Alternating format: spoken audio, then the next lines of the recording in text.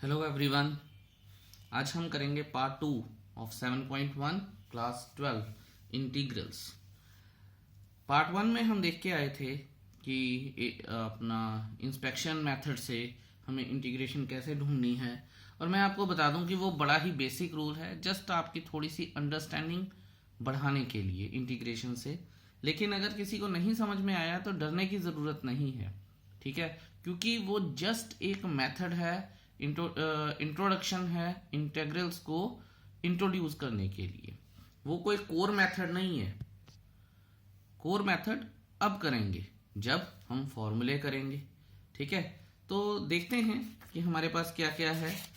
ये देखिए, ये कुछ फॉर्मूले हैं, आपकी एनसीईआरटी में भी दिए गए हैं। अभी मैं इनके ऊपर बात करूंगा और ये कैसे कैसे आएंगे ये सारा देखेंगे, ठीक है। ये सारे एक बार मैं आपको दिखा दूं और आपको अपनी एनसीईआरटी में ये चीज़ों का ध्यान रखना है। हाउएवर, देखिए एक बात याद रखिएगा, जैसा कि मैंने बोला था कि इंटीग्रेशन सारा का सारा अपनी ही एक अलग स्टोरी में चलता है, ठीक है। इसके अपने रूल्स हैं। जैसे मैंने बोला है कि प्रोडक्ट नहीं लगता है, कोशेंट नहीं लगता है, चेन नहीं लगेगा, ठीक है। ये सारे के सारे रूल्स नहीं लगेंगे। फिर लगेगा क्या? और अगर मान लीजिए चेन प्रोडक्ट के बीच में कोई क्वेश्चन आ जाता है तो क्या करेंगे? देखिए बेसिकली जो इंटीग्रेशन है ये सारी की सारी फॉर्मूले से बनी है। अगर मान लीजिए कोई चीज़ प्रोडक्ट में आ जाती है, जैसा मैंने पहले भी बताया था, तो उसे प्लस और माइनस में कन्वर्ट करने की कोशिश करेंगे, या फिर उसका हमारे पास फॉर्मूला होगा।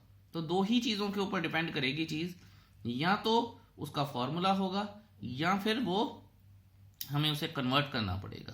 तो जो मैं अभी करवाऊंगा ये सारे के सारे फॉर्मूले नहीं हैं, ये कुछ बड़े बेसिक फॉर्मूले हैं जो हमें इंटीग्रेशन शुरू करने से पहले आने चाहिए, ठीक है। तो ये वीडियो इसी चीज के ऊपर बेस्ड है।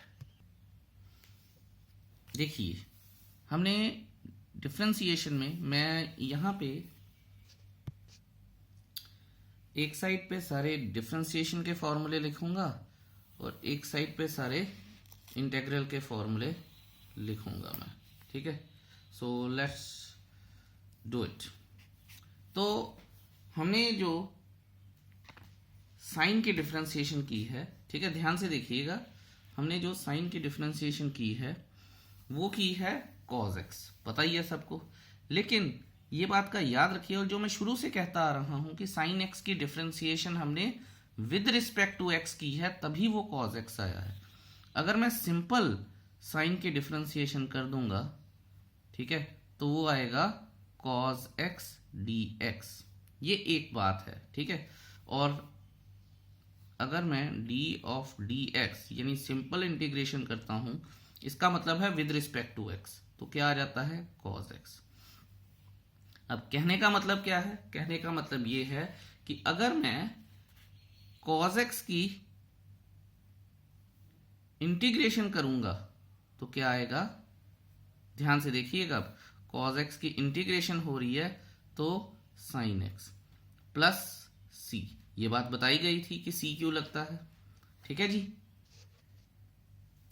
और अगर किसी को नहीं पता है तो वो वीडियो फर्स्ट देख सकता है। सो ये चीज तो गई हो।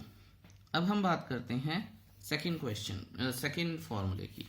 अगर हमारे पास d ऑफ dx है, किसका? cos x का, तो उसकी डिफरेंशिएशन आएगी माइनस साइन x, ये आपको पता है।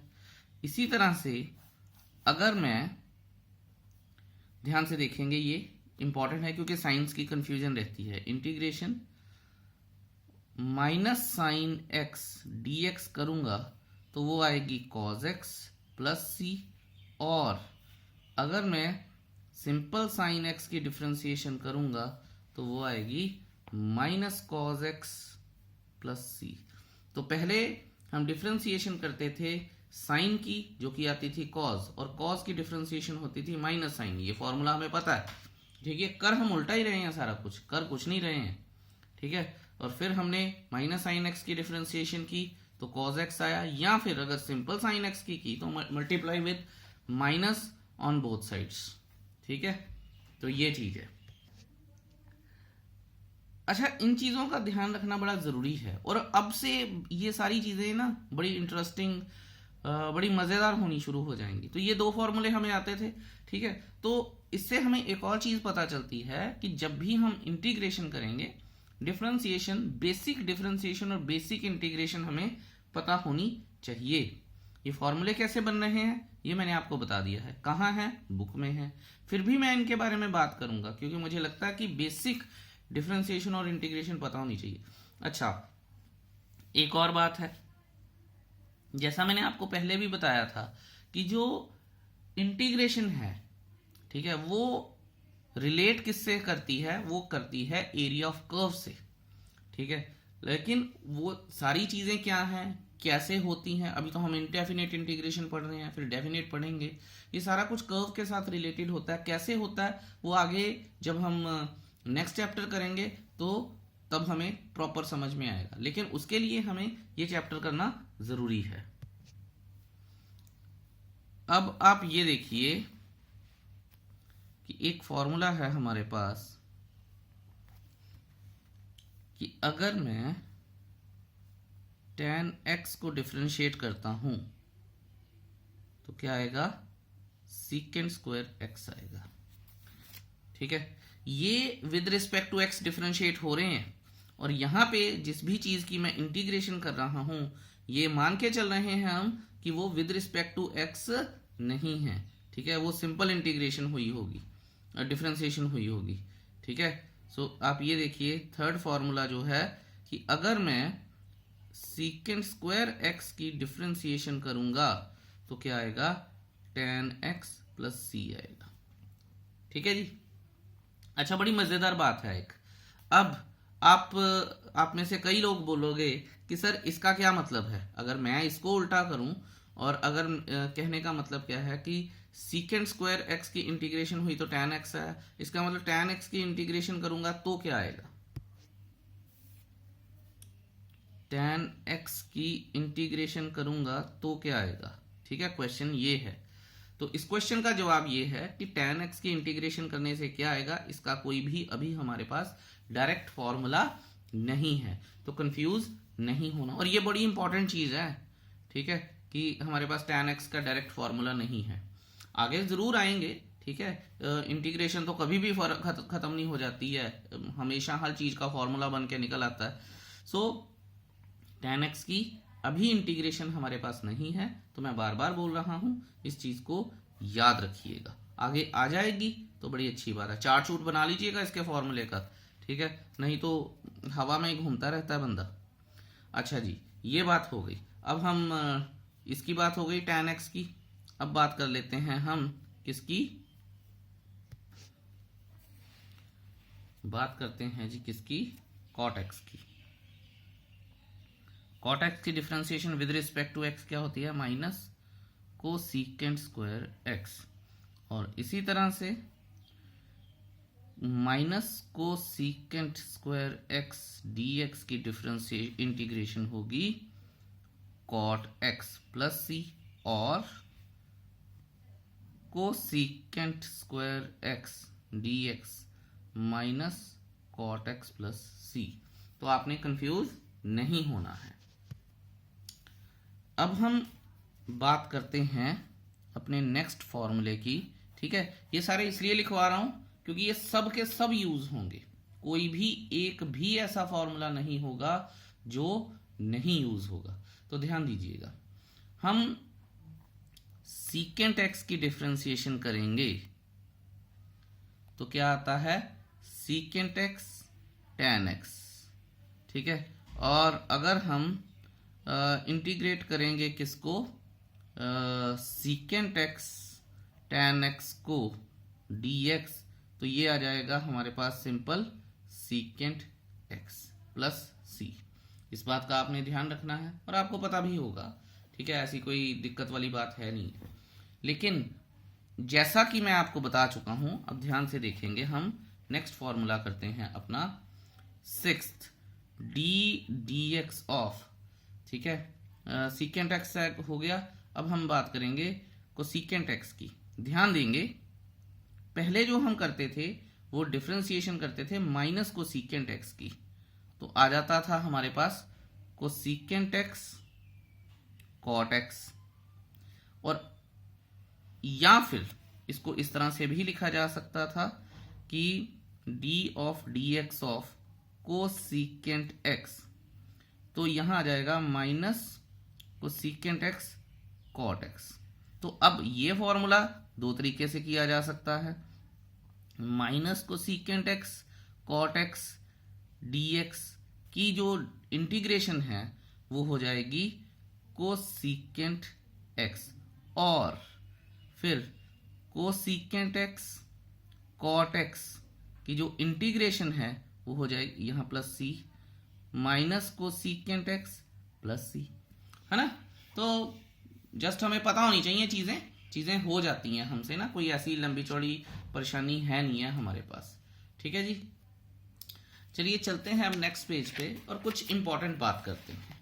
ठीक है, ये इंपॉर्टेंट है, और जो हम पहले क्वेश्चन में इंस्पेक्शन रूल करके आए थे ये उसकी बात है। अब आप ये देखिएगा कि अगर ओके, इसको इस तरह से लिखते हैं कि अगर मेरे पास मुझे डिफरेंशिएट करना है किसी x की पावर n को with respect to x differentiate करना है, तो आप बताइए क्या आएगा।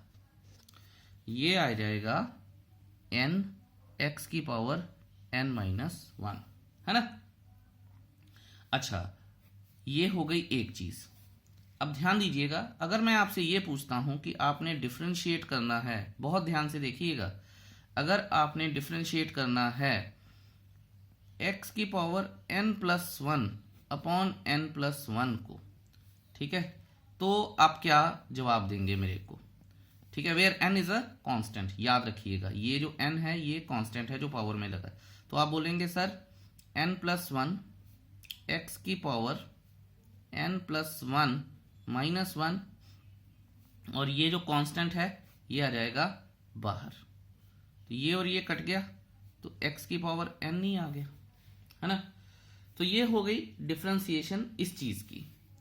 इसी तरह से हमारे पास जो रूल है कि अगर मुझे इसको इंटीग्रेट करना है, इसको इंडेक्स रूल बोलते हैं इंटीग्रेशन का, x की पावर n का इंटीग्रेट करना है विद रिस्पेक्ट टू x, तो वो हो जाएगा x की power n plus 1 upon n plus 1 plus c। याद रखिएगा ये बात, where n is not equal to -1, ये बात हमें याद होनी चाहिए। ठीक है, और इसको हम जैसा मैंने आपको बोला था रूल ऑफ इंस्पेक्शन से भी करते हैं। ठीक है, और आप इस बात का भी ख्याल रखिएगा। ठीक है, अब बच्चे कंफ्यूज होते हैं इसमें कि सर फिर इसका क्या। ठीक है, तो बच्चों ये बात देखिए आप, जो कि मैं आपको बड़ी इंटरेस्टिंग बताने वाला हूं। अब ये इंटीग्रेशन आई कैसे, ध्यान से देखेंगे हम।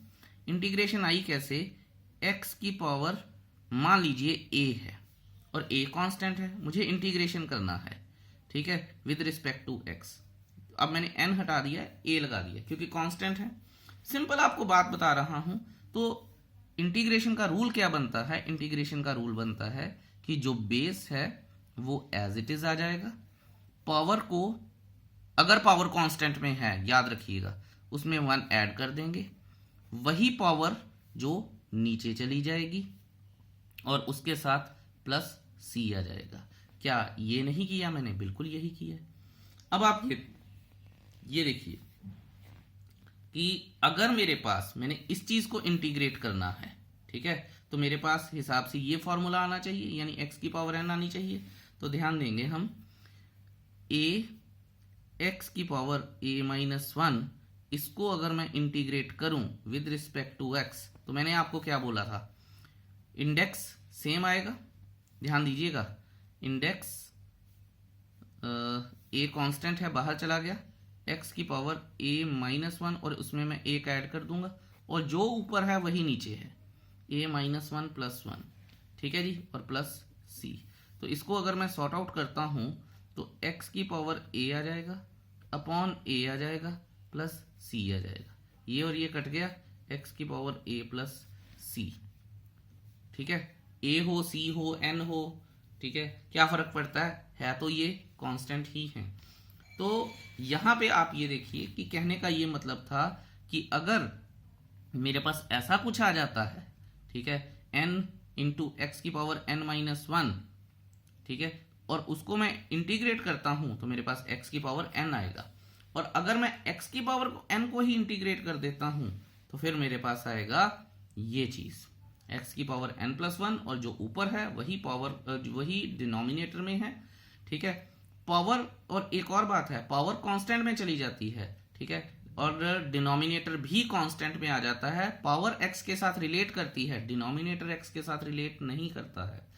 इन सारी चीजों का आपको ध्यान देना है और इसी से ही हमारा इंडेक्स रूल निकल के आता है। I hope that is clear to you. अब देखिए आप एक फॉर्मूला और करते हैं, इसे क्लोज करते हैं। आई होप ये आपको समझ आ गया होगा। मैंने काफ़ी इंडेक्स रूल को इतना एक्सप्लेन नहीं किया जाता नॉर्मल इंटीग्रेशन में, सिर्फ बता दिया जाता है, पर मैंने फिर भी कोशिश की है आपको पता चल जाए। नहीं भी पता चलेगा तो go back and watch it again. फिर भी नहीं पता चलेगा तो of course you know what to do. अब आप ये देखिए कि अगर आपको याद होगा कि D X of log x क्या होता था, ये होता था 1/x। तो इसी तरह से integration of 1/x dx is equal to log x plus C हो जाएगा। ठीक है, ये सारे फॉर्मूले हमें पता होने चाहिए। अब एंटी लॉग जो होता है e की पावर x dx की e की पावर x की बात करें तो e की पावर x की डिफरेंशिएशन e की पावर x होती है, और e की पावर x की इंटीग्रेशन की बात करें वो भी e की पावर x होती है। लेकिन dx लगने का मतलब क्या है कि हमने सिंपल इंटीग्रेशन की है, विद रिस्पेक्ट टू x नहीं बताया है, इसीलिए ये dx लगा है, इसीलिए प्लस c भी लग जाता है। ये बातें हमारी सारी फर्स्ट वीडियो में हो चुकी हैं। ठीक है, सो कोई इशू होना नहीं चाहिए। अच्छा, अब मैं कुछ बहुत इंपॉर्टेंट बात करने जा रहा हूं, ठीक है, जो आगे डिस्कशन करूंगा उसका पहले फॉर्मूला लिखवा देता हूं। जिन लोगों को डिस्कशन ना समझ में आए ये फॉर्मूला जरूर याद रखिएगा कि a की पावर x की डिफरेंशिएशन इंटीग्रेशन हमारे पास क्या होती है, a की पावर x, मैं ऐसे लिखता हूं, a की power x log a base e होता है, नेचुरल लॉग प्लस c है। ये एक बात है। ठीक है, अब इसके ऊपर थोड़ी सी बात करते हैं। देखिए नॉर्मली क्या होता है कि अगर मैं d ऑफ dx a की पावर x की डिफरेंशिएशन करूं तो हमें पता है a की पावर x log a आता है। ठीक है, बेस e आएगा, नेचुरल लॉग बनेगा, और आपको ये भी पता होना चाहिए कि ये सारा कांस्टेंट होता है। तो बड़े ध्यान से देखिएगा कि ये क्या है, कांस्टेंट है, चाहे मैं बेस e लगाऊं या ना लगाऊं, ठीक है, कांस्टेंट है। अब इससे एक बात निकल के आती है कि अगर मैं ध्यान से देखेंगे a की power x log a base e dx की इंटीग्रेशन करूंगा तो क्या आएगा, ठीक है, वो आएगा a की पावर x प्लस c। ये एक फॉर्मूला है। Since this being a constant ये बाहर चला जाना चाहिए। ठीक है, तो ये आ जाएगा। अब ध्यान से देखेंगे हम, log a base e a की power x dx is equal to a की पावर x प्लस c। अच्छा, तो ये इसके नीचे भी जा सकता है, सो यहां से आ जाएगा a की पावर x। अब एक्चुअल में जो फॉर्मूला बना है वो ये है जो मैं पहले भी लिखवा के आया था कि a की power x upon log a base e plus c, क्योंकि c के नीचे कांस्टेंट चला जाएगा तो वो c ही बन जाएगा। सो हर एक कांस्टेंट को हम c बोलते हैं, इसलिए मैंने इसके नीचे log a बेस e नहीं लिखा, क्योंकि ये लिख भी देता तब भी ये c ही होता। I hope that is clear to you. ये समझना जरूरी है कि इसकी बात बनी कैसे और ये आया कैसे है। ठीक है, I hope that is clear to you. ये सारे के सारे क्या हैं, ये बेसिक फॉर्मूले हैं। एक फॉर्मूला जरूर हमारे पास रह गया है, वो मैं आपको करवा देता हूं। उसके बाद कुछ हम इन्वर्स ट्रिग्नोमेट्री के फॉर्मूले करेंगे, ये फॉर्मूले सारे आपको आने चाहिए। जितनी डिस्कशन हो रही है आधी तो आपको पता ही है, डिफरेंशिएशन तो आपको पता ही है, इंटीग्रेशन ही आपने सीखनी है, लेकिन बेसिक किसी भी चीज़ को करने से पहले उसका बेसिक आना चाहिए हमें। तो ये जो जितने भी फॉर्मूले मैं करवा रहा हूँ ये सारे के सारे बेसिक हैं।